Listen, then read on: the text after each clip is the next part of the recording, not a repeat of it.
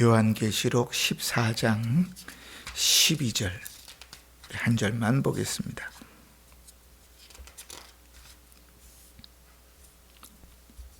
요한계시록 14장 12절 함께 봉독합니다. 시작.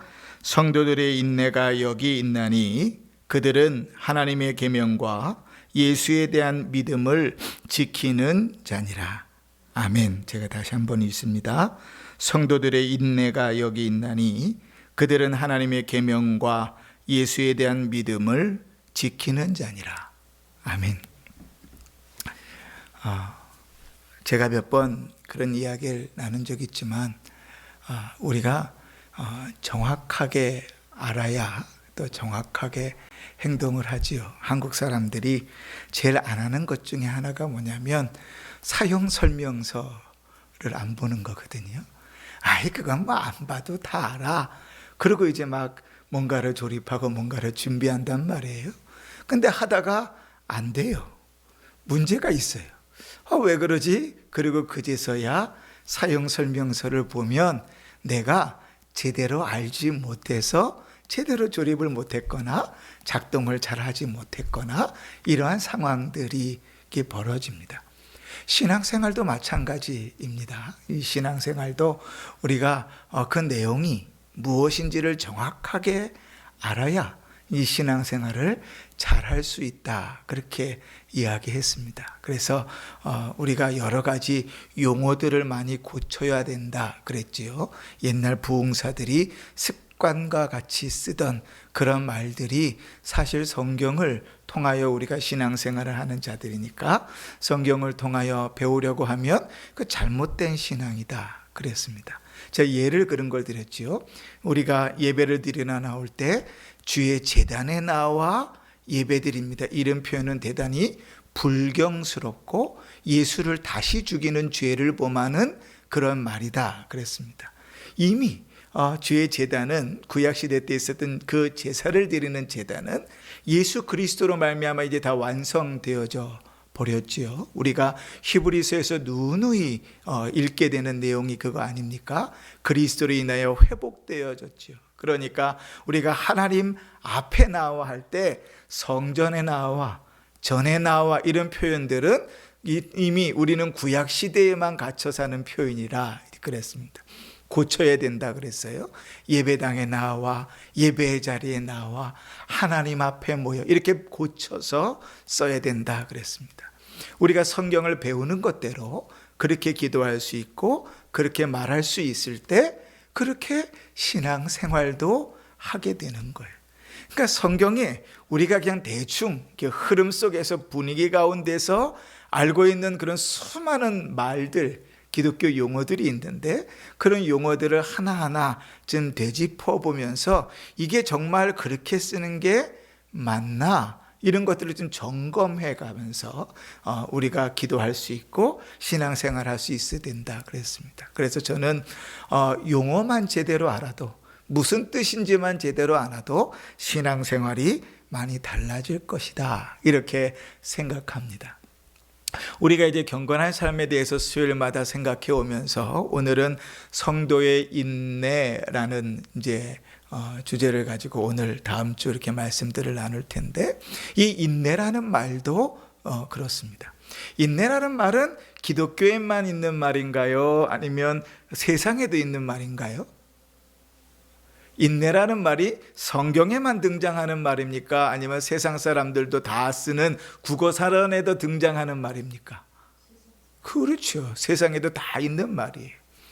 그런데 세상에도 다 있는 말이 성경에 기록될 때 우리는 두 가지 중에 어떤 것인지를 잘 분별해 봐야 됩니다. 하나는 무엇인가 하면 원래 세상 사람들이 쓰고 있는 그 의미가 똑같이 성경에서도 쓰이고 있는지 아니면 세상에서는 그렇게 쓰지 않는데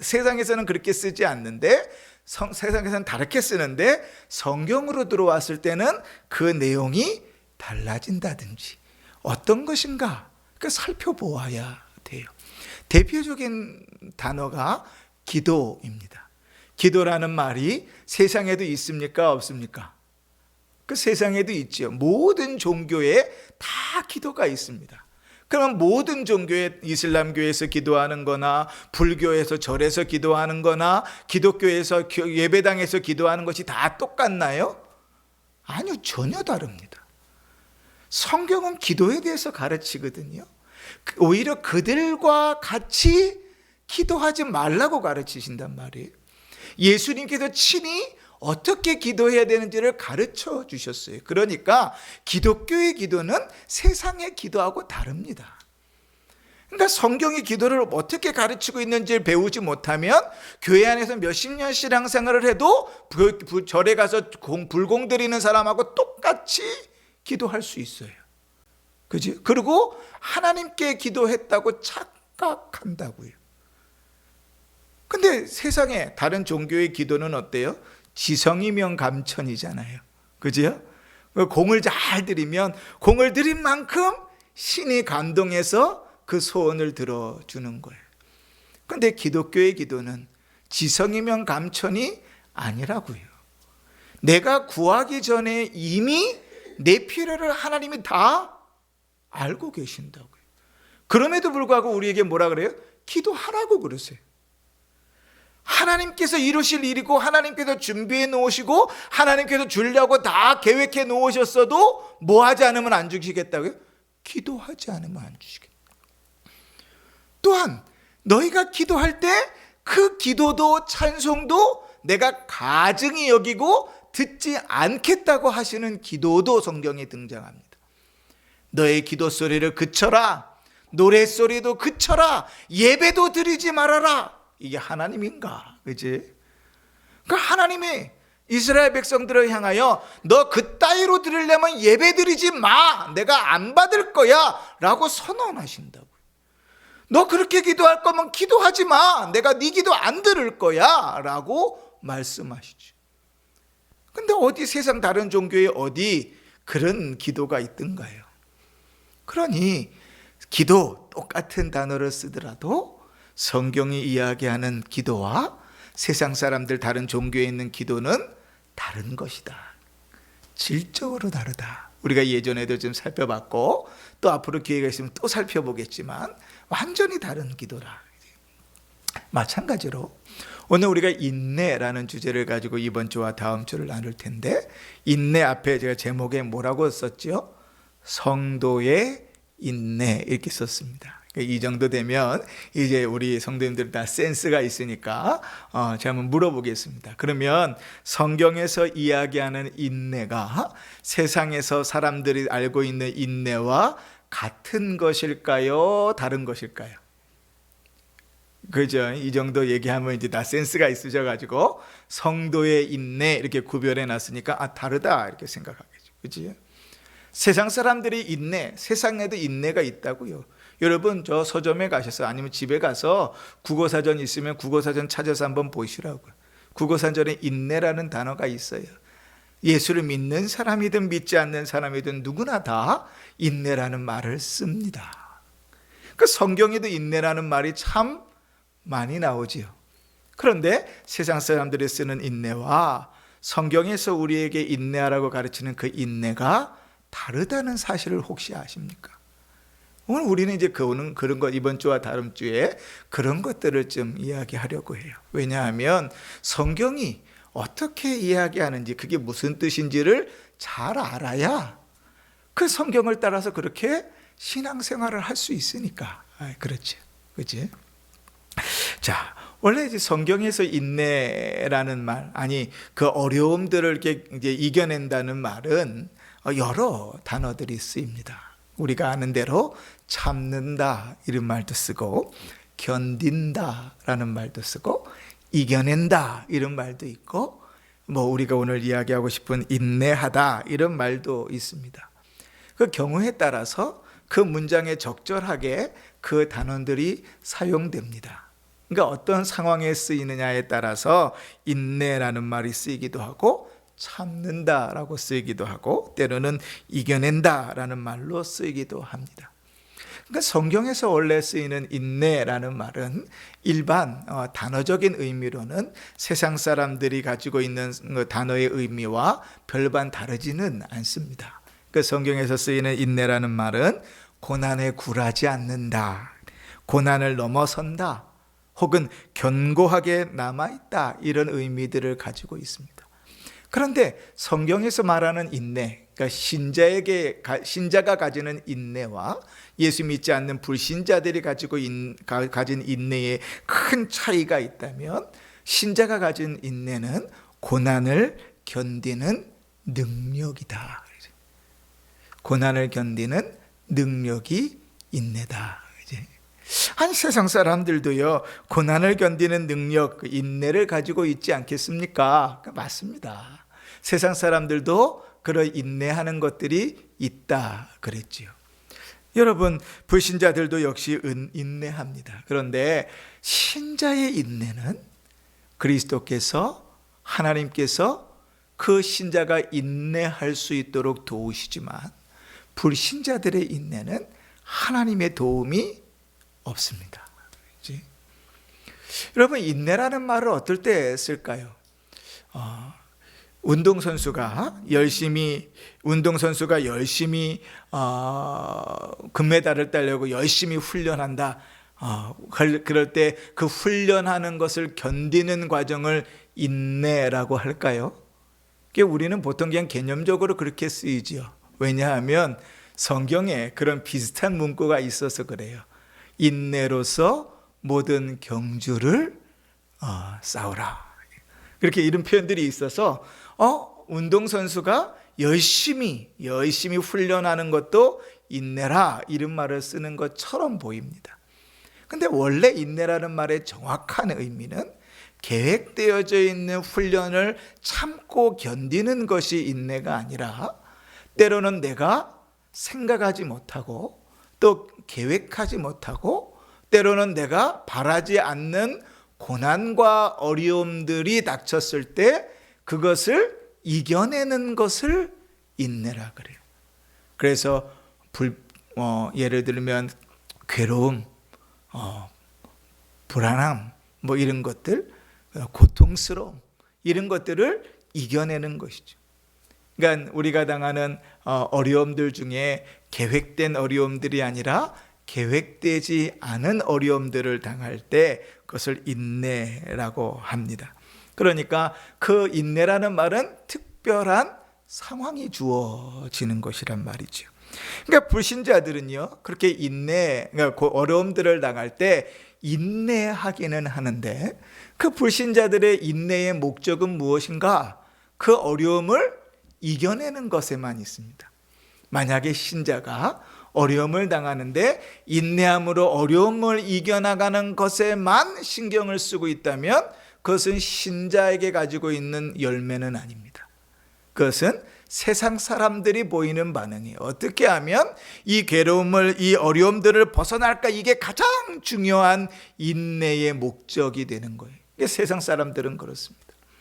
그러니까 세상 사람들은 그렇게 갑자기 괴로움과 어려움들을 만날 때 그것들을 인내해 가면서 그들은 때로는 불경건하게 시간들을 낭비합니다. 그치? 우리 흔히 아는 어려움 당하면 사람들이 늘 뭐 하러 가요? 그 술 마시러 가죠. 그죠? 그 내린탕 취해가지고 막 이리 비틀 저리 비틀 하면서 그 순간만이라도 그 괴로움을 잊어보려고 그렇게 버티지요.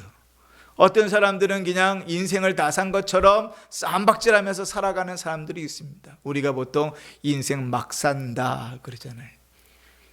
그 불신자들 중에는 하나님을 불평하고 원망하는 사람들도 있습니다. 인내하긴 해요. 근데 인내한다는 것이 말이 좋아서 인내지, 그냥 죽지 못해 버티는 거지. 그죠? 그러니까 죽을 용기가 없어서 버티는 거지, 그냥 인내하긴 하는데 신을 원망합니다. 우리로 따지면 하나님을 원망하는 거죠. 당하는 고난을 비난하기도 하고, 자식들을 내팽개치고 도망가기도 하고, 또 자기의 목숨을 내려놓기도 하고, 그 어려움들을 만나면서 그렇게 피해가는 거예요. 불신자들이 보이는 모습들입니다. 어디다가 분노를 표출해야 될지 모르고, 그지? 그러니까 세상에도 분명히 인내가 있는데 그 인내가 성경에서 있는 것과는 내용이 다르다.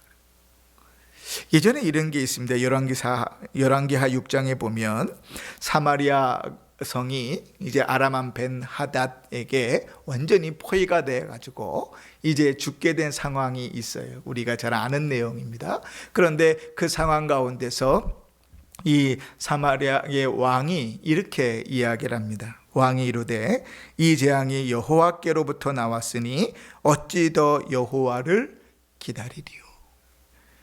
하나님께서 재앙을 주셨다면 더 이상 하나님은 믿을 게 없다, 이렇게 표현하는 거죠.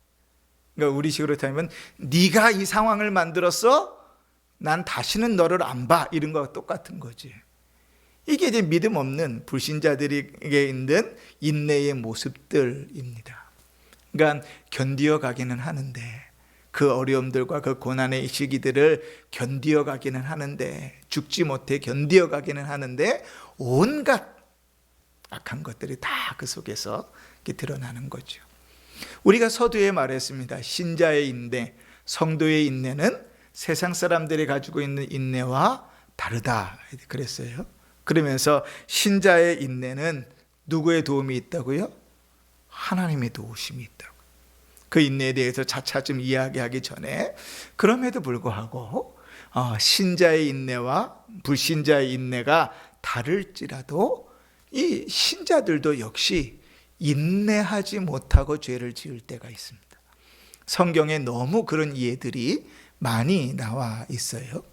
제일 이제 먼저 들고 싶은 건 우리가 너무나 잘 아는 요나죠. 요나. 그치?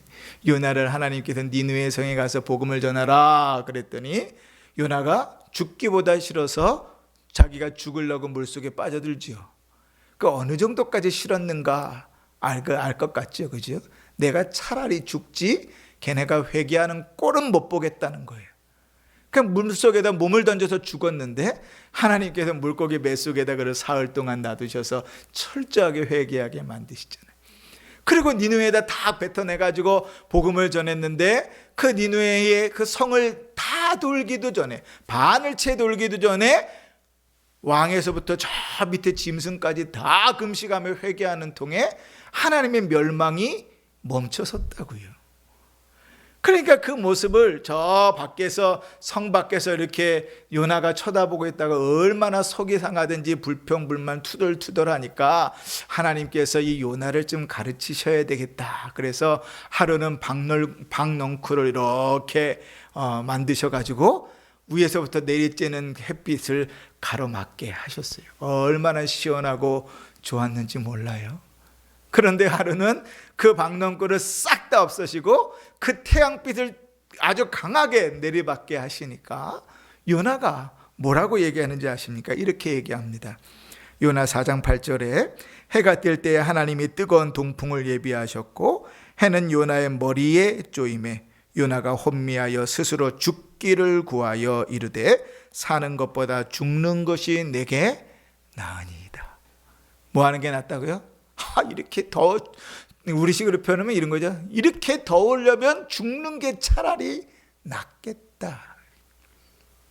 요나는 선지자잖아요. 그죠? 당연히 신자인데, 그런데도 불구하고 이 요나가 그 햇빛 쐬이는 그 반나절의 햇빛도 감당하지 못하고 이렇게 더욱 봐야 죽는 게 낫겠다라고 말할 정도. 그건 못 참는 거지요. 인내하지 못했던 것입니다. 이스라엘 백성들을 보면 그 모습들은 더 자세히 알 수 있지요. 하나님께서 선지자들을 통해서 너희가 죄 때문에 멸망할 것이라고 말씀하시죠. 그리고 선지자의 말씀 예언을 따라 이스라엘이 완전히 다 멸망해 버리잖아요. 그런데 그렇게 멸망해 버린 상황 가운데서 이사야 50장에 이렇게 이스라엘 백성들이 말합니다. 오직 시온이 이르기를 여호와께서 나를 버리시며 주께서 나를 잊으셨나이다. 뭐 했다고요? 고난이 점점 심해지고 끝날 기미가 안 보이니까 인내해야 되는데 인내하지 못하고 뭐예요? 하나님이 죽었는지 살았는지 모르겠다. 하나님 나를 잊으셨나 보다. 이렇게 말하는 거지. 예레미야 선지자를 통하여는 이렇게 얘기합니다. 스스로 이르기를, 이스라엘 백성들이 하는 말입니다. 나의 힘과 여호와께 대한 내 소망이 끊어졌도다. 마치 이제 하나님이 죽은 것처럼 인내하지 못하고 불평불만하면서 죄를 짓는 거죠. 여러분, 아삽을 아시죠? 아삽은 시편 150편 중에 상당수의 많은 시를 지은 사람입니다. 다윗이 이제 레위 족속 중에 특별히 몇 사람을 뽑아서 찬송을 짓는 사람으로 세웠는데 그 중에 한 사람이 아삽이죠. 그런데 아삽이 지은 시 중에 이러한 내용들이 있습니다. 시편 77편에 보면 주께서 영원히 버리실까? 다시는 은혜를 베풀지 아니하실까? 그의 인자하심은 영원히 끝났는가? 그의 약속하심도 영구히 패하였는가? 하나님이 그가 베푸실 은혜를 잊으셨는가? 노하심으로 그가 베푸실 긍휼을 그치셨는가 하나이다. 얼마나 당하는 고난이 심하면 인내하지 못하고 불평불만하고 하나님을 의심할까? 그리고 또 우리는 이런 죄도 잘 짓습니다. 고난이 심하면 눈이 누구에게로 돌아가요? 불신자들에게도 돌아가요. 하나님 하지 말라는 것은 다 합니다. 그 불신자들을 향하여 이렇게 얘기하는 거예요. 시편 73편에 볼지어다 이들은 악인들일지라도 항상 평안하고 재물은 더욱 불어나도다. 내가 내 마음을 깨끗하게 하며 내 손을 씻어 무죄하다 한 것이 실로 헛되도다. 뭐라고요? 내가 믿음 지키며 살아가고 열심히 신앙생활 했던 것, 그 쓸데없는 짓들이다. 예수를 이렇게 열심히 믿어봐야 뭐하냐? 나는 고난을 당하고 있는데 믿지 않는 저 사람들은 날마다 평안하고 즐겁고 행복하니 이 비교되는 건 내가 믿음으로 살았던 것 쓸데없는 짓이다. 헛되도다. 이렇게 얘기하죠. 인내하지 못하고 죄를 짓는 신자들의 모습입니다. 여러분, 신자들도 인내하지 못할 때가 있지요. 그죠? 늘 인내라는 것은 성령의 다른 열매들과 늘 함께 이렇게 어우러져 있는데 그 중에 잘 어울려져 있는 것이 믿음입니다. 그래서 오늘 우리가 인내에 대한 구절 중에서 우리가 함께 읽었던 요한계시록 14장 12절에 보면 성도들의 인내가 여기 있나니 그들은 하나님의 계명과 예수에 대한 믿음을 지키는 자니이다. 그러니까 우리가 인내한다는 것, 신자가 인내한다는 것은 믿음을 잘 지키는 것입니다. 근데 신자가 인내하지 못하면, 믿음을 잘 지키는 신자가 인내하지 못하면 그 일이 얼마나 슬프고 괴로운 일인 줄 몰라요. 몇 가지 예를 들어보겠습니다. 첫 번째로 신자가 인내하지 못할 때 어떤 일이 벌어지는가? 신자라 할지라도 하나님을 믿으면서 인내하지 못하는 동안에 많은 죄들을 한꺼번에 짓게 되는 것이죠. 여러분, 어떤 죄들을 지었죠? 우리가 아까 요나서나 이스라엘 백성이나 아삽의 내용에서 보던 것처럼 어떤 죄들을 짓습니까? 불평하고 불만하고 원망하고 악인들을 부러워하고 내 신앙생활하는 것이 쓸데없는 짓이라고 생각하고, 그죠? 인내하지 못하는 자들에게 보여지는 죄악된 모습들이죠. 그죠? 하나님 차라리 죽었으면 좋겠습니다. 아유, 죽여주십시오. 아이고, 빨리 천국에 나갔으면 좋겠습니다. 대단히 신앙적인 것 같은데 불경스러운 죄지요. 그죠? 아, 주님, 천국을 너무 사랑해가지고, 천국이 너무 기쁨으로 소망돼가지고, 주님, 저는 지금이라도 주님 앞에 갔으면 좋겠습니다. 이런 마음이면 할렐루야인데, 그런 마음이 아니라 이 세상 살아가면서 이 꼴 저 꼴 더러운 것들 다 보면서 괴롭고 힘든데 이 땅에서 사느니 차라리 천국 갔으면 좋겠으니 천국엔 이런 더러운 꼴들 볼 일이 없다는데 그러니 내가 차라리 죽었으면 좋겠습니다. 이거는 불경스러운 죄라고요. 그건 죄라고요. 하나님께서 이 땅을 살면서 이 땅에서 빛과 소금으로 신자로 살라고 세워놨더니 한다는 말이 아유 이 더러운 꼴 내가 보느니 차라리 날 죽여주십시오. 요나하고 똑같은 말 하는 거거든요. 그건 죄란 말이죠. 죄. 하나님 앞에 내 생명을 내 마음대로 좌지우지하라고 차마 내가 내 스스로 끊을 용기는 없으니 하나님 앞에 떠맡기는 거죠. 나대로 가십시오. 그러니까 성경은 그렇게 신앙생활하라고 가르쳐 본 적이 없다 그래서 없다. 천국을 소망하는 것은 대단히 귀한 일인데 바울은 그렇게 천국을 소망하면서도 하나님께서 이 땅에 나를 놓으셨다면 너희에게 그것이 유익하니 그것으로도 감사하다 그런다. 근데 우리는 뭐예요? 이 땅에 살아가면서 이 꼴 저 꼴 더러운 꼴 보기 싫으니까 하나님 빨리 천국으로 데려가십시오. 대단히 신앙적인 것 같은데 대단히 불경스러운 죄라고요. 죄. 그지? 그러니까 우리는 농담으로라도 죽겠다 이런 말 하지 마십시오. 그지? 아유, 우리는 얼마나 죽을 일이 많은지 배불러서 죽겠고 배고파서 죽겠고 힘들어서 죽겠고 피곤해서 죽겠고 죽겠다는 말을 아주 들 달고 사는데 그건 대단히 불경스러운 죄입니다. 그지? 그 우리 차라리 좀 바꾸세요. 아유, 배고픈데 살겠네, 배부른데 살겠네, 괴로운데 살겠네, 즐거운데 살겠네, 피곤한데 살겠네. 바꿔보시라고요. 오히려 아마 우리의 삶이 바뀔걸요. 그 말 한마디로도 죄를 짓지 않고 살아가는 게 얼마나 기쁜 일이에요. 그런데 온갖 죄는 다 짓는 것이죠. 성도가 인내하지 못할 때, 인내하지 못하는 시간들 속에서 하나님 앞에 몰아서 죄를 짓는다고요. 그러니 그것은 참 슬픈 일입니다. 두 번째로 성도가 인내하지 못하는 일이 슬픈 이유는 하나님을 섬기지 못하고 또 이웃에게 유익을 주지 못하기 때문에 그렇습니다. 성도가 인내하면서 주어진 고난과 어려움들을 잘 감당할 때 성도에게 있어서 보이는 열매는 무엇인가 하면 인내의 열매는 그에게 주어져 있는 믿음의 삶들을 잘 살아내는 것입니다. 이상하죠? 언제서부턴가 교회에서 보면요, 자기의 삶들이 복잡해지고 어려워지고 힘들어지면 제일 먼저 교회에 섬기는 일부터 안 한다 그래요. 아주 나쁜 버릇입니다. 교회에 섬기는 것부터 못하겠다고 내려놔요. 그럼 목사는 이제 한두 번 설득하지요. 근데 못하겠다는 사람 억지로 안 시킵니다. 그건 하나님 기뻐하시는 일이 아니거든요. 성경은 우리에게 어떻게 하죠? 주를 섬기는 일을 기쁨으로 즐거움으로 섬기는 거예요. 자원하여 섬기는 거예요. 구원의 은혜와 하나님 베푸신 그 은혜에 감사함으로 섬기는 것인데 목사가 구걸해가지고 섬겨야 될 정도면 그거는 신앙이 아니거든요. 안 시켜야 되는 겁니다. 뭐 그렇게 되면 이제 다 너나 나나 다 안 한다 그럴지 모르겠지만 성도가 어려움 가운데 인내하지 못할 때 그 성도는 하나님 섬기는 일들을 내려놓아요. 하나님 섬기는 일들을 내려놓으면 그건 하나님 기뻐하시는 일이 아닙니다. 근데 희한하죠. 성도는요 마치 유리관 안에 있는 것 같아요. 그러니까 원로 목사님은 그렇게 표현하셨는데 목사는 성도들 앞에 유리관 안에 들어있는 삶과 같다 그래요. 그러셨어요. 왜냐하면 성도의 삶은 다 보여, 목사의 삶은 다 보여지니까.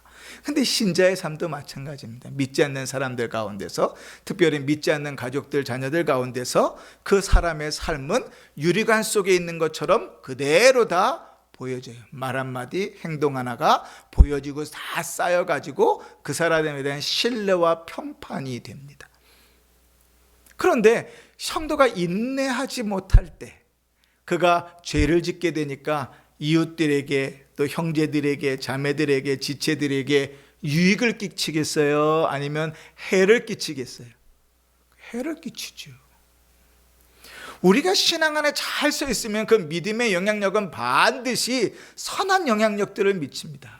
나를 통하여 위로받은 사람이 생기고 내 기도를 통하여 하나님께서 응답하시는 일들이 생기고 함께 기뻐하고 함께 슬퍼하는 일들이 일어납니다. 그런데 내 신앙이 엉망이면 나를 통하여 넘어지는 사람들이 생겨가요. 시험에 들어서 넘어지고 상처받는 사람들이 생겨지고 마음을 닫는 자들이 생겨지고 거리를 두는 자들이 생겨납니다. 그건 내 신앙으로부터 발응해요. 그러니까 성도가 고난과 어려움을 당할지라도 그가 인내함으로 잘 그것을 감당해 날 때는 하나님을 섬기는 일들에도 차질이 없고 그 일들 통해 성도들에게 서로 간에도 유익을 끼치는데, 신자가 인내하지 못하면 그 모든 일들이 깨어지니까 얼마나 슬픈 일이겠어요. 세 번째로, 성도가 인내하지 못하면 우리가 처음에 뭐라 그랬어요? 많은 죄를 짓는다 그랬죠. 그러니까 그 죄의 싹은 뭐죠? 사망이잖아요. 하나님의 심판을 자초하게 되는 거지.